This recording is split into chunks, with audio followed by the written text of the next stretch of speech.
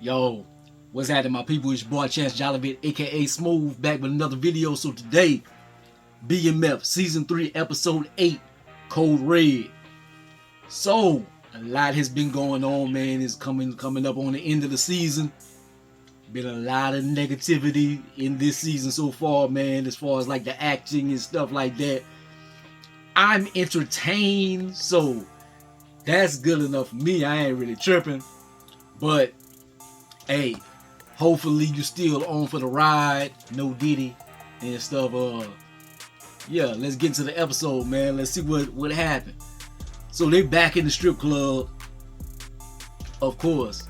Like that's Meech's thing. Meech is always in the club and this and that, and that's his spot. That's the spot he like to go to. Got the girl up in there, Angel. The old ex. She up in there tricking. Up in there with the ops. Then we have a monumentous moment in Black history. The first time somebody has made it rain. So Meech invented making it rain. So his plugs, he would pay them their money and stuff like that. They didn't want the small bills and stuff. So the extra bills, like the small bills, 1s, 5s and stuff like that. Like, what could I do with them? Just throw it in the club. Making it rain was born. So every rapper afterwards and every NBA player, James Harden and them in the club, you can thank Meech for inventing it. T finds out that Henrietta killed Peaches, so that's gonna be like some stuff that he can have in his back pocket as far as like toppling her, some dirt on her. It's always good to have dirt on your ops. Never know when it might come in handy. Marquisha knew, man. This nigga is Marquisha. Like she just got that ooh wee or something, man. She be having these niggas tripping. So he go in T spot, and he's like, yeah, if the IRS knows what you doing up in here, he just hating and stuff, man. Like he wants Marquisha. Marquisha is for the highest bidder, man. Like she's an opportunist. Like if anybody is a gold digger, it's Marquisha. And he ain't got enough gold. He ain't got enough gold to get her, man. The women's church meeting. So they have a little meeting at the crib. So she talking about things that she did, mistakes made, and her worth and stuff. So they have a nice little meeting. It's good to seeing all the ladies in the cast together. Seeing Lil Nicole, got the mama in them. But the message, it really was hitting LaWanda the most. Like LaWanda start crying and stuff. Like she has a lot to think about right now with her situation. She just not had a baby, man. This nigga, he just don't want to do right. Tia bitch ass nigga and stuff. So yeah. Brian is going through it. Brian is going through it real bad, man. I feel for him.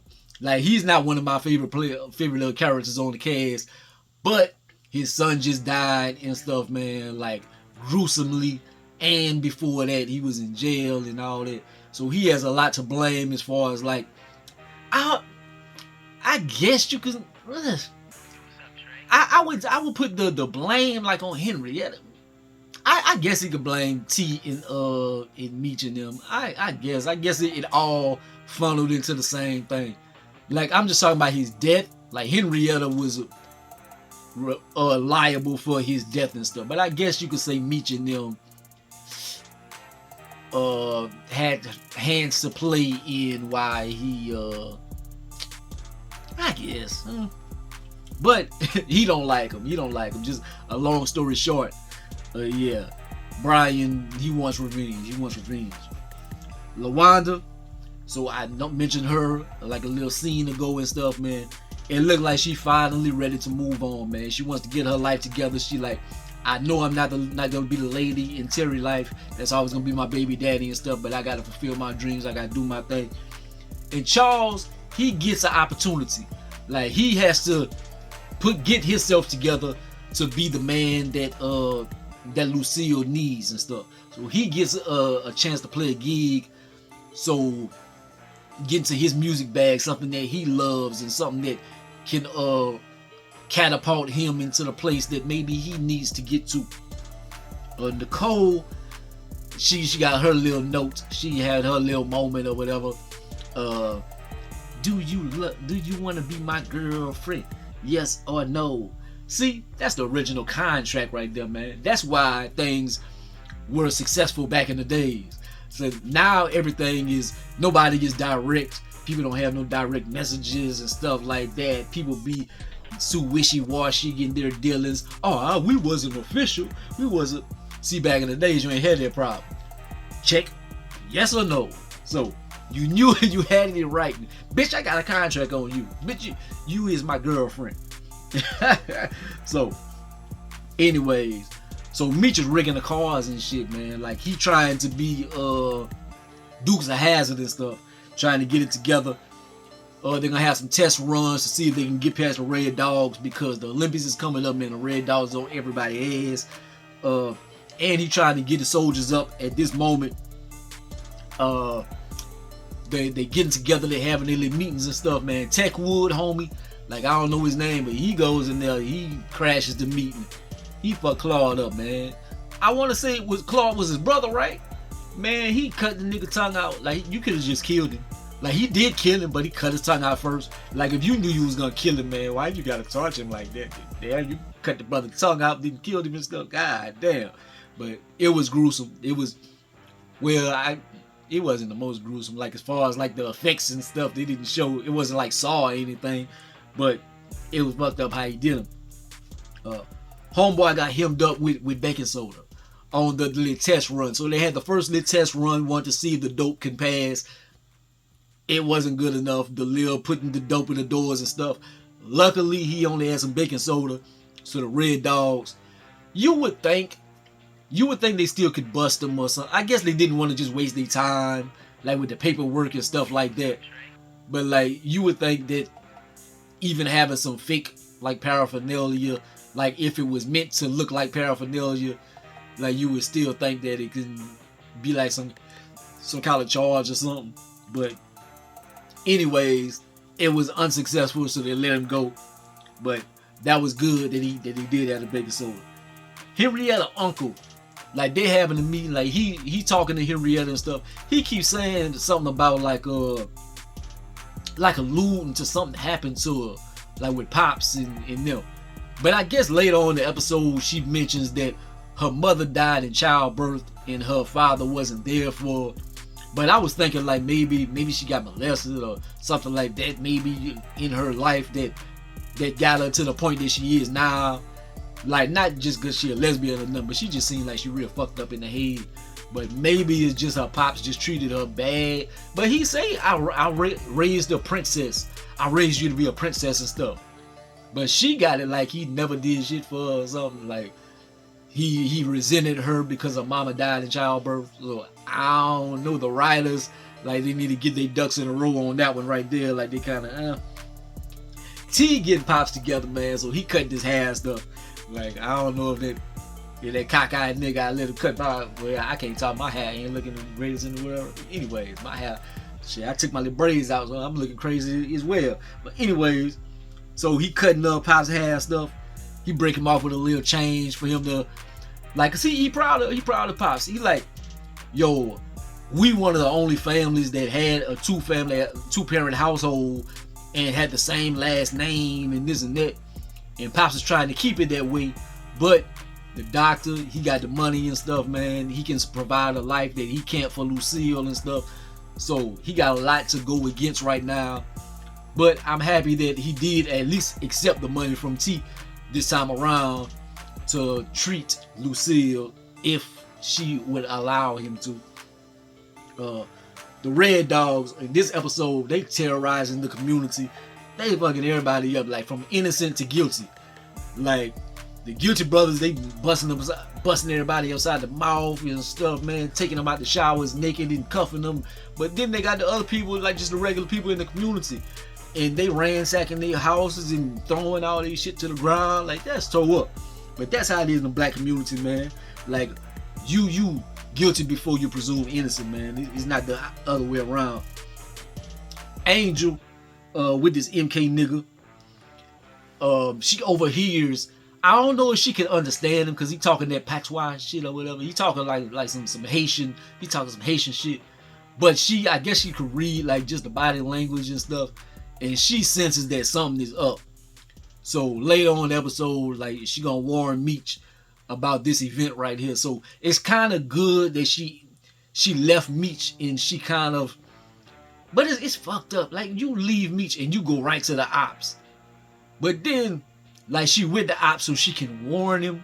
So it kind of turns out for the better, but it's fucked up. Like she messed up character, man. Like she's a big opportunist in stuff. I kind of like Angel character, but like she's just, yeah, you can't trust people like that, man. T comes up with a scheme to clean the money. Like that was, you could say ingenious. It seemed like it was so much goddamn work. Like somebody gotta win the lottery, and then you give them a choice. You could either drive all the way up to the place, or you could let us buy the ticket from you and give you a 10% stipend, and then we gotta sell the ticket and do this money, and then you gotta buy some jewelry and you gotta do this and that. I'm like, God damn, all that to clean the money? Man, that's crazy right there. I guess it is smart, but it's too smart. It's too smart. That shit was trigonometry. I was like, God damn. Markeisha, after he explains this scheme to this, she like, oh yeah, you ain't second to nobody. You don't need Meech and stuff. She always hating on Meech. Like, man, if that's my brother and stuff, I'm in this business. Like, I don't care how far your homegirl is. You always throwing shots, throwing subliminals. You always putting some negativity in the air. You are not right. You're not right, man. Blood thicker than water. And we in business and stuff, and you are directly trying to turn us against each other. Like, man, Markeisha would have been up out of there, dog. Like family is, that's thicker than water, like I said, man. So we knew that Charles had his show, so he actually does it, man. He kills it. Lucille is on the scene, so happy to see that. And he looked like he get a little bit more opportunity, man. Somebody give him a business card and stuff. So see if anything happens towards that front. Vince comes through to holler at Markeisha. He gets embarrassed, like, cause homeboy T loves him some Markeisha, so he put I guess eyes on Vince, so he knows his whole schedule. He knows he goes to McDonald's, get a biscuit. He knows he goes to holler at this hoe at the gas station and stuff. He go get him a donut. He go take him a nap. He goes holler at some hoes. He come back and go watch Wheel of Fortune and stuff. And whenever he runs up on Markeisha was like, ooh, like I think she liked Vince. But then whenever T read him his rights and said all the dirt that he does and how boring his life is, now he really ain't shit, then I think Markeisha was like, yeah, you can go ahead with your broke ass. So yeah, you ain't got enough gold to fuck with Markeisha, man.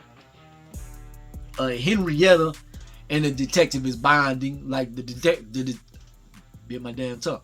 The detective, she is having she undercover, but it's crazy that her and Brian is out there working together. Both of them, like Brian quit, well, he was about to get fired or whatever, terminated, and she is suspended, but they out there doing undercover work and shit. Like, she hanging out with Henrietta, but it seemed like they have a lot in common. Like, it's one of them situations where it's like you can fall for the villain or something, like it always happens in movies. I don't know if she's gonna end up falling for Henrietta though. They do have a bond, but it's like, I don't think it's that much of a bond. So Claude, he got killed early on the episode. This nigga sends his head in a bowl full of ice in the club. I'm like, that's fucked up. That's fucked up. These niggas about to get their drinks. They got some ice and fixing their drink, man. They see Claude head in the bowl, man. Like, then this nigga run up to him and start talking shit. Like, you got all this evidence, like a murder and stuff. It's like, that's too much. I'm like, okay. T, I ain't gonna lie. T is a character that I haven't been crazy about in this year. But like, he been making some smart moves this episode, man. As far as like business wise, he negotiated to get a hold of Henry plugs and stuff, and like he negotiates to get Henry out the way. Like they not gonna supply her, he gonna start supplying them for a decent price and whatnot. Just don't fuck with Henrietta. So he gonna dry her out. So that's how he gonna cut her head off, proverbially. But we gonna see how that goes. She might go and start killing the plugs. You never know with her, man. She's a loose cannon. Angel, like I already said, like she warns Meech. She warns Meech about the MKs. They gonna be coming for him. Like something is up. And she still alludes to like liking Meech and still loving him. And she still got his hoodie on because it smells like him and stuff like that. Like, I think he still cares for her to a certain extent, but he still want to stand on his principles of like, I can't trust you. I can't trust you. But later on, like she says she's gonna go dance in Miami, and then he wants to go to Miami. Like, is that for more business or was that more personal? And just like they say, like Meech got set up, so he goes get a threesome in the hotel and stuff. Nigga shows up, shoots at him, shoots the stripper, and the bionic right hand comes out. Ooh. Every episode that bionic right hand that Meech has comes out, and he punches somebody, man, and he whip it on Homeboy. They fighting each other. He gets hit with a bottle. Homeboy jumps at him, moves out of, he throws him out the window, kills him. Like that's one of the MK's top dudes or whatever. So he kills him. He's like, yeah. Then he's standing on the edge of the building looking like Batman and shit. I'm like, okay, Meech, okay. So like Meech ain't gonna shoot nobody. He gonna shoot at you, but he'll kill you with them hands though. He the Raw Jones of that era in the streets. So at the end of the episode, man, Meech decides to go to Miami. So he wants to go and handle business that way. And he gonna call for Terry to go meet him. And they're gonna try to do their thing. And they're gonna, all the while, they're gonna have to avoid the MKs, because that's their territory. They the Miami killers and you going to Miami. And it's like, so you don't think you're gonna see them when you out there? Like, yeah. Very risky, but we're gonna see how that works out. At the end of the episode, man, all the way to the end, Brian, he gets his revenge. Like, this a dude, he was going in and out the jails, and he told him to put protection on Kevin, and then whenever the protection was gone, he was at the jail. So he's the one, the liaison, the one that goes tell him to do this and do that. And I guess he told the people to take the protection off. So his protection got taken off. Brian beat the shit out of him and kills him in cold blood, kills him with his bad hands. I'm happy about that situation. He got a little bit of vengeance for Lil Kevin. So that's good. Next episode, welcome to Miami. So we're going to see how that goes out of Miami. This episode is more about the Red Dogs and Henrietta and them and stuff like that. Next episode, Miami. We're going to see what's going to be happening out in Miami. Hey, paso. I don't know. I ain't never been to Miami. But anyways, man, like, comment, subscribe. Gonna be the greatest and most hated, man. Holla at you.